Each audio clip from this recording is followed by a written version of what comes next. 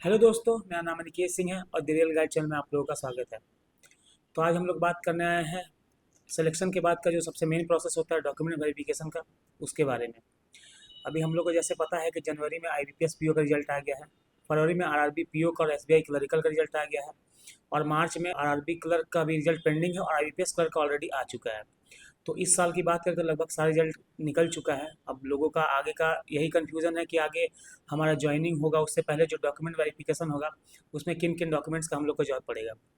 तो ये तो मेनली बहुत सारा डॉक्यूमेंट है जो कॉमन होता है और बहुत सारा डॉक्यूमेंट है जो ऑर्गेनाइजेशन पे डिपेंड करता है कि वो क्या लेना चाहता है। तो जो मेनली जो डॉक्यूमेंट होता है जो कॉमन होता है सारे में, हम लोग उस पर बात करेंगे, ठीक है। डॉक्यूमेंट वेरिफिकेशन का जो प्रोसेस होता है वो मेनली जो ऑर्गेनाइजेशन होता है वो आपको मेल के थ्रू वो लोग आपको आपसे कम्युनिकेशन करते हैं, और वो लोग उसका फिजिकल कॉपी भी आपके एड्रेस पे भेजते हैं। लेकिन एड्रेस पे जो फिजिकल कॉपी जाता है उसमें टाइम लग जाता है, तो मेनली हम लोग जो होता है वो मेल के थ्रू ही जो भी कम्युनिकेशन होता है वो करते हैं। तो मेल पे हम हमें डॉक्यूमेंट वेरिफिकेशन डेट और वेन्यू का मेल आता है, और उसी में हमें डॉक्यूमेंट का चेकलिस्ट भी आता है कि हमें किन किन डॉक्यूमेंट्स का जरूरत पड़ता है। तो सबसे पहले जो होता है वो हमारा जो ऑफ़र लेटर होता है वो हमारे मेल पे आता है, उसका हमें प्रिंट आउट निकालना पड़ता है। उसके बाद हमारा जो आइडेंटिटी कार्ड होता है, आधार कार्ड, पैन कार्ड, इसका ओरिजिनल एंड फ़ोटोकॉपी हमें रखना पड़ता है अपने साथ में। इसके बाद हमें पासपोर्ट साइज़ फ़ोटो का भी ज़रूरत पड़ता है, जो हम लोग 5 से 10 अपने पास रख सकते हैं। उसके बाद हमारा जो एजुकेशनल क्वालिफिकेशन का जो डिग्री एंड सर्टिफिकेट्स होता है, जैसे मैट्रिकुलेशन का marksheet and passing certificate, twelfth का मार्कशीट एंड पासिंग सर्टिफिकेट, और ग्रेजुएशन का मार्कशीट एंड पासिंग सर्टिफिकेट का जरूरत पड़ता है।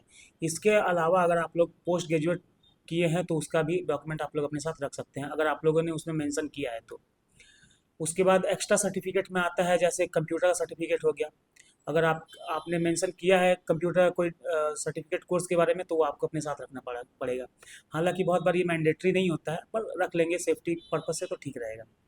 इसके अलावा जो एक इम्पॉर्टेंट डॉक्यूमेंट होता है वो होता है कैटेगरी सर्टिफिकेट। अगर आप लोग एससी एसटी या ओबीसी या ईडब्ल्यूएस कैटेगरी से हैं तो आप लोगों को वो सर्टिफिकेट रखना चाहिए होगा। अब लोगों का सबसे बड़ा कन्फ्यूजन होता है कि ये सर्टिफिकेट हमारा कौन से साल का होना चाहिए। तो वो उसी साल का होना चाहिए जिस फाइनेंशियल ईयर में आपका नोटिफिकेशन आया था, उसी फाइनेंशियल ईयर का होना चाहिए। बहुत लोगों का कन्फ्यूजन ये रहता है कि हमारा जैसे इस साल का बात करें तो हमारा 25-26 में नोटिफिकेशन आया था, और ज्वाइनिंग में हो सकता है नया फाइनेंशियल स्टार्ट हो जाए, तो हमें उसकी ज़रूरत नहीं है, हमें 25-26 की ही ज़रूरत पड़ेगी जिसमें हमने एग्ज़ाम दिया था, जिसमें नोटिफिकेशन आया था।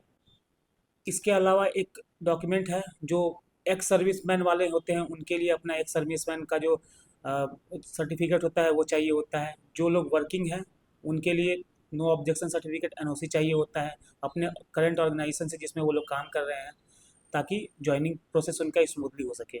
इसके अलावा कुछ सर्टिफिकेट या डॉक्यूमेंट्स है जो हमें डॉक्यूमेंट वेरिफिकेशन के समय ले आना होता है।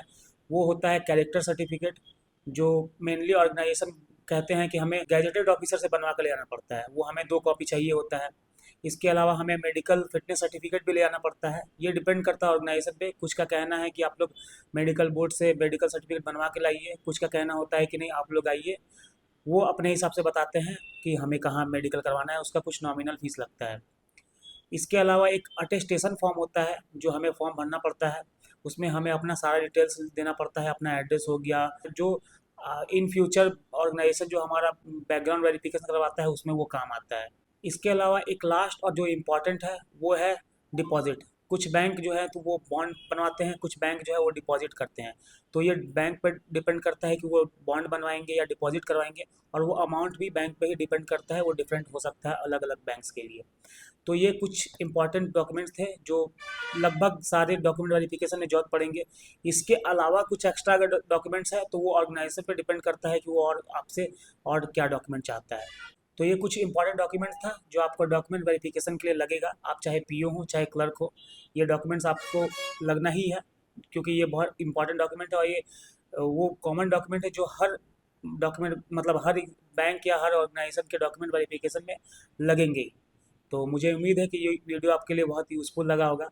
अगर आप लोग मेरे चैनल पे नए हैं तो मेरे चैनल को सब्सक्राइब करेंगे और अपने दोस्तों के साथ भी शेयर करेंगे। Thank you.